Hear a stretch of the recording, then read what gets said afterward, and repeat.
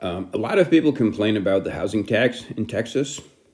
Předložka je about, možná dobré vědět, že je po complain, ale tam si myslím, že chybu neděláme. But more than half of it goes to the local schools. Local jako místní, já vím, že to vypadá logicky, ale budete chtít říct jako... já jsem se tam přestěhoval před 5 lety a jako tam místní lidi mě pořád ještě nepřijali, takže locals. A podobně třeba regulars, jsou štamgasti v hospodě.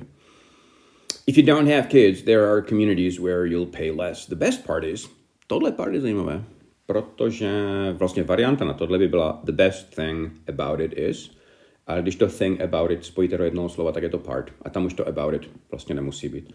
A my v češtině říkáme, nejlepší na tom je, že. So the best part is, je dobré to znát jako slovíčko. Jo? The worst part was, a nejhorší na tom bylo, že. The best part is, a nejlepší na tom je, že. There's no income tax in Texas, no matter where you live. No matter známe pasivně, máme s tím trošku problémy, když to chceme použít, protože to obcházíme. Prostě nacházíme nějaké jako komplikovanější, blbější, horší způsoby, jak to vyjádřit. Je to dobré mít spojené s českým bez ohledu na to. Takže bez ohledu na to, kolik lidí tam bude. A taky s českým s větama typu ať tam přijde kdokoliv, ať jsme kdekoliv, ať to udělá jakkoliv. To je všecko no matter. Takže tady namísto no matter where you live by mohlo být wherever you live. Mělo by to stejný význam. Úplně. Ale mám dojem, že no matter trošku podceňujeme. In fact, pretty much everything in Texas is less expensive than it is in California. In fact, zase, my si říkáme in fact rovná se ve skutečnosti. Jako někdy ano, ale většinou to in fact funguje jako zesilovací obrat. Jakože vy řeknete něco v jedné větě a pak to ještě zesílíte druhou větou. Takže v tomto případě on říká, jako není tam žádná tady daň z příjmu fyzických osob. V Texasu je vlastně úplně všechno jako méně drahé než v Kalifornii. Dokonce je to tak, že ještě zesilujete tu předchozí větu. And make no mistake, the savings add up. Make no mistake je jeden ze způsobů, jak překládat české. A pozor, a bacha, existuje jich několik, existuje don't get me wrong. Každé se používá v trošku jiných typech vět. Je to hrozně hezké, když to člověk umí používat. Že to jako že té větě to dodá šmrnc, třeba tady tenhle. And make no mistake, the savings add up. A pozor, jako ono opravdu ty úspory, to se naskládá. Mimochodem add up je dobré, jako to se naskládá. Jakože když je toho víc, tak najednou si člověk toho začne všímat. Add up má víc významu, nejenom tady tohle, ale tenhle bych jako určitě vypíchnul. The weather and scenery are my least favorite things about Texas. Za prvé, about Texas. Tohle je naprosto zásadní věc, kde děláme hrozně moc chyb. Co na ní máš nejradši? A to se mně na tom líbí. Na těch lidech je něco zvláštního. To je všecko about. Tam nesmí být on.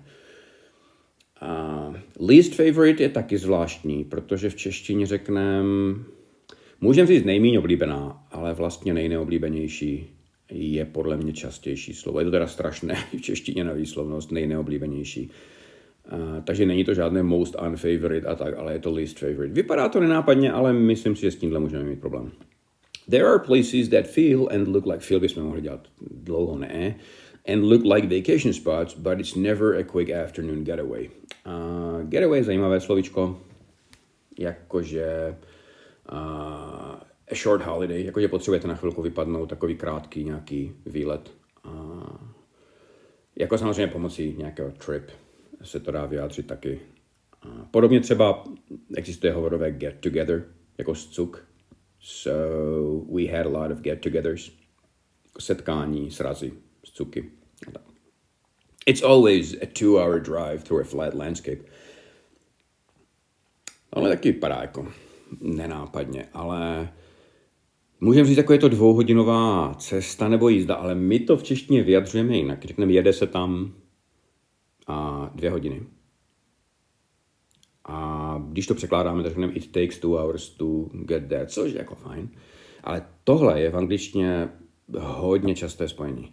It's a 2-hour drive, it's a 3-hour train ride, it's a 4-hour walk, it's a 30-minute hike. Jde se tam, jede se tam, na kole se tam dostaneš za hodinu. Prostě čeština proto používá jako jiná spojení. A dával bych si na to pozor.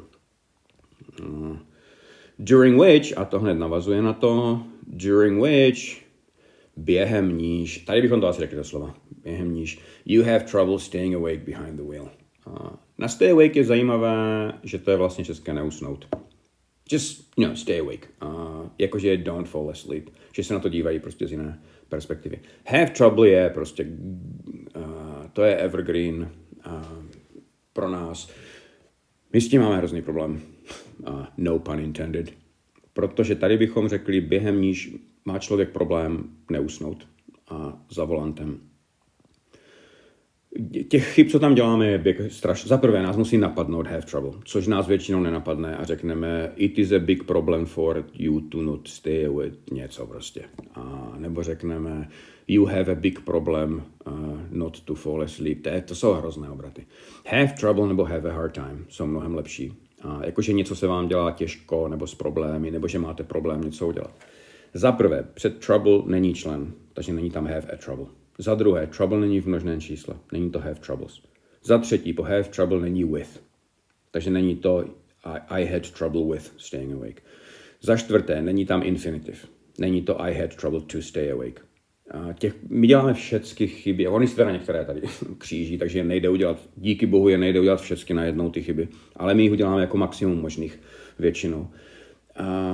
Takže I'm having a hard time breathing. Je třeba dobrá příkladová věta na tuhle gramatiku. Těžko se mě dýchá. Alright, stačí. That's one major trade-off that I have had to accept. Major, jako české zásadní, velký. Trade-off je slovíčko, které úplně v češtině nemáme. A slovníky ho překládají jako blbými způsoby. Nejvíc mu odpovídá české něco za něco. Ono je to vždycky něco za něco, jako trade-off, že vy něco dáte, něco získáte, že to není jako úplně ziskové ani úplně prodělečné, že člověk prostě... Existuje rčení ekonomické, že dneska there are no solutions, only trade-offs. Že dnešní problémy už nemají nějaké jako jednoduché řešení, kterým by se všechno vyřešilo, ale existují prostě jenom trade-offs. Že vy to jako tu situaci nějak vyřešíte, ale zase z toho vzniknou jiné problémy. You see, there's nothing I like more than going on a drive with my camera. Jo, je to trošku jinak postaráno než v češtině. My řekneme, nic nemám radši, než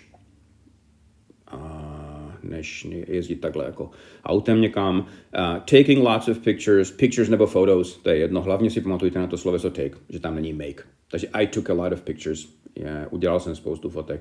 Take my picture, jako vyfoť mě. Úplně nejbrutálnější spojení je I'm having my picture taken. Neboli fotí mě. Jo, zrovna mě fotí, prostě teď nevolej, zrovna mě fotí. I'm having my picture taken. A to je bylo taky na dlouhé vykládání. But there are only so many pictures you can take of cows. Tohle je zvláštní spojení. Only so many, nebo only so much, které se blbě překládá do češtiny, ale vlastně tím říkáte, že něčeho není neomezené množství, nebo něco nejde dělat do nekonečna. Takže když třeba řeknete I was very rich and I enjoyed my wealth, but there are only so many Ferraris you really want to own. Jo, ale člověk nechce mít jako nekonečné množství, jako Ferrari nebo Porsche nebo nějakých takových aut.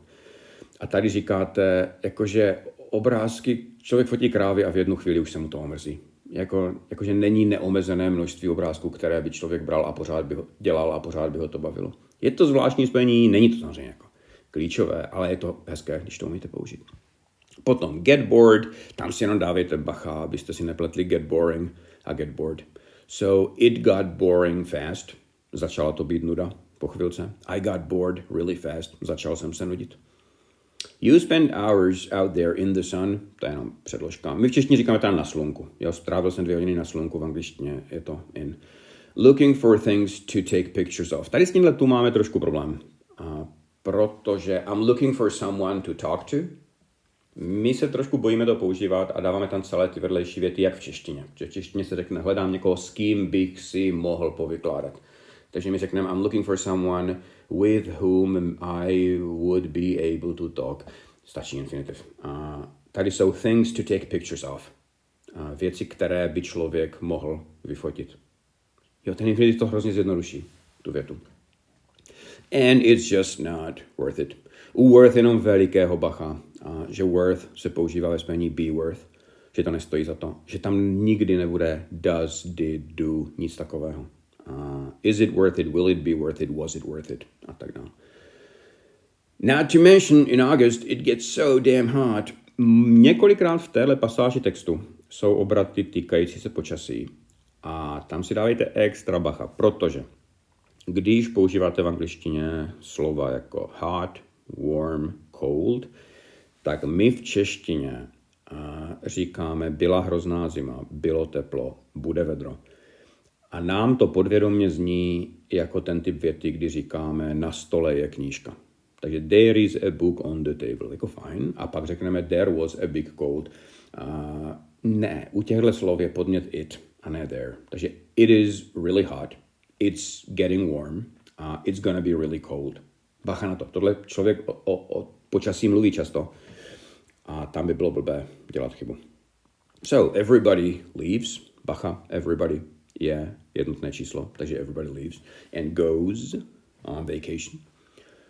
And then we get about 10 days of holiday. Na tohle dostávám dotazy. Jo, na tohle get. Proč tam je get jako dostaneme? No, protože ono je to logické.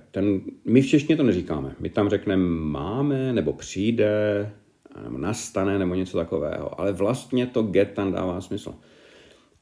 Podobně, kdyby třeba někdo jako zaměstnanec muzea řekl we get about 1,000 visitors a day. Tak taky to není dostaneme návštěvníky. Řekne přijde nám sem. Ale to get tam vlastně jako dává smysl.